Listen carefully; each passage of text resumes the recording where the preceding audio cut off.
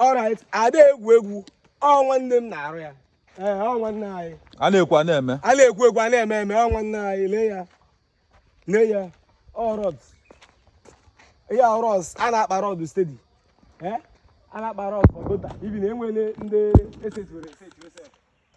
So, ka anyị ozugbo a na-egbudo oge. A na-egbudo oge. This is the level of the gota. This is the level of the gota. O nwere otu our soil. So this is the level of the gota. Then I will see a winters here. Then the jizaja fill here. This is it. One night in Abani. One night in a megani on Abani. Or the easy 1 man squad single-handedly. All the young Amado, Patrego, Patero Bodoro, or say Senior Mado Nedo Tak, Enyeriaka, Ojiaka ye me. A very simple guy. A very simple guy. Leia,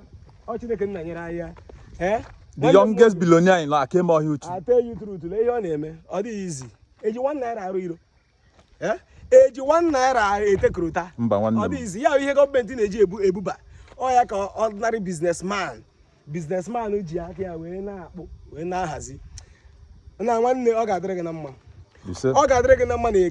Ọ ga-adịrị na mma n'oyi ọ ga-adịrị na mma n'afọ ọ ga-adịrị na mma na nkwọ ọ ga-adịrị na mma n'ahịa na ụbọchị na-enwe na ala Igbo n'enu is well already is well Chijioke Oji TV live in Akeme-Ohiauchu here na ndị ejezie this is ndị ejezie yes ebe a na bụ ndị ejezie ndị ejezie arọ ndị izọg mbụ ndị ejezie ọha ka a na-akpọ oji agba eje ọgụ. Then this is Akeme-Ohiauchu. Akeme-Ohiauchu. So over here. God bless you. Thanks for watching Chijioke TV. Subscribe and follow. Like, comment, share.